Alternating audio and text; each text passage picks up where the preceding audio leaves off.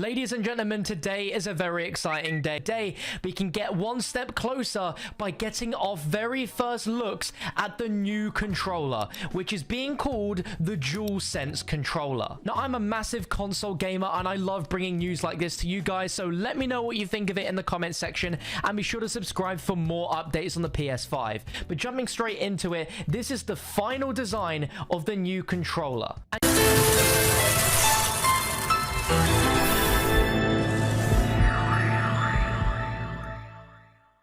Your eyes are not deceiving you. That controller is a mix of a dark blue and a white. This is a very alien looking PlayStation controller to what we're used to. If anything, it looks like a PS4 controller and an Xbox controller had an alien morphed baby, and this was what we got. Now, it's mad how much this controller is already getting memed on. I'd love to know your thoughts in the comment section immediately, but before you write it off completely, let's talk about what changes they've made to this controller over the PS4 controller. Well, the new DualSense controller will feature haptic feedback, which allows for more powerful senses while playing games. And this includes features such as adaptive triggers for both the left and right trigger button that allows the player to feel tension while pressing down. And the haptic feedback is something which is currently in the Xbox One controllers, so that means vibrations in the triggers and just more intricate vibration. The company also announced they've changed the hand trigger's angle and some small updates to the grip of the controller in order to allow for a controller that feels smaller and ensure great battery life. Now, when I first saw this looks so much similar to an Xbox One controller in my opinion that there is a very noticeable difference in size comparing them to. This seems like a much more chunkier version, even though that this is supposed to be a smaller controller. They still have those left and right analogs on the same bottom point as they did on the PS4 controller, which is great as I feel that's a lot more natural compared to the Xbox. Now, I thought the battery life on the PS4 controllers were pretty decent, but now they have even more with the rechargeable battery with a stronger battery life, and apparently the controller is going to weigh less than before, which is great. The share button on the PS5 has been replaced with a create button, which PlayStation describes as building upon the success of their industry first share button to bring a new create button feature.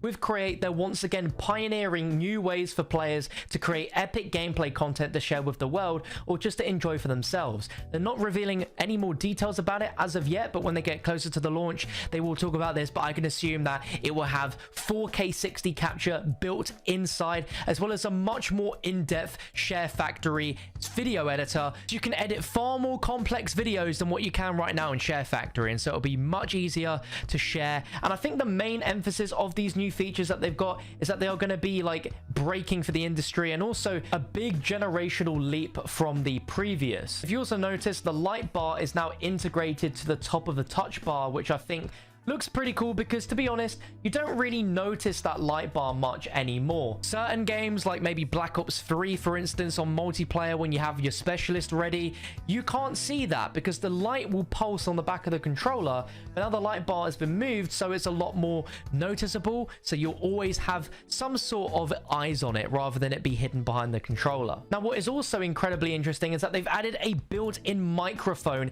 in the controller, so it will enable players to easily chat with friends without needing a headset, which is ideal for jumping into a quick conversation. But of course, if you're planning to chat for a longer period, then of course you can plug in a headset. And I'm not sure how that would work for audio if you don't have a headset in. I guess they'll just play out through the TV. Now, it would be impossible to end this video without talking about the color choices.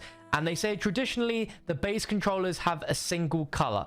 Now, as you can see, they went for a different direction this time around and decided on a two-toned design. Additionally, they've changed the position of that light bar that we spoke about earlier to give it an extra pop. In all, they went through several concepts and hundreds of mock-ups over the last few years before they settled on the final design.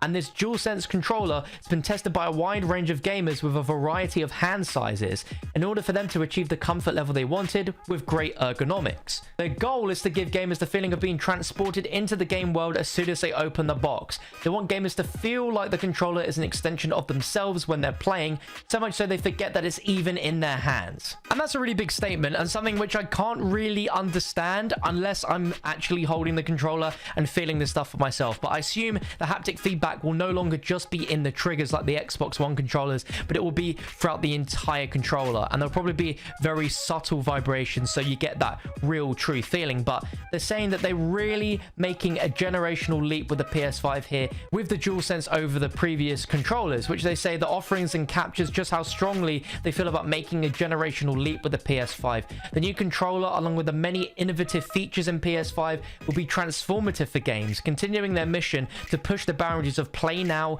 and in the future. For the PlayStation community, they truly want to thank everyone for sharing this exciting journey with them as they head towards PS5 launch, which they are still saying is going to be holiday 2020.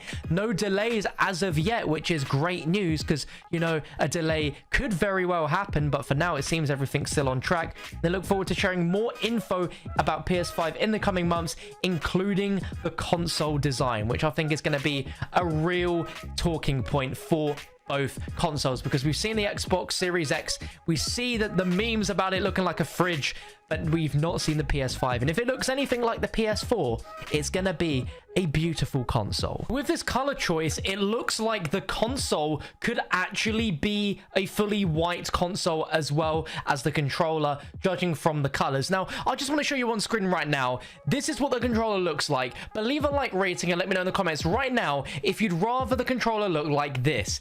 This is a mock-up of it in pure black, just like the PS4 controller and the PS3, and it looks beautiful. Controller color isn't a huge deal to me, but I know that it would look so much more appealing if it looked like this, rather than it not knowing what color it wants to be. Either be a full color or don't. That's at least my opinion anyway. Definitely not the first thing I expected. Some memes will probably be had from this, but if you enjoyed the video, you found it informative, be sure to leave a like rating down below, subscribe for more, and I'll catch you in the next one.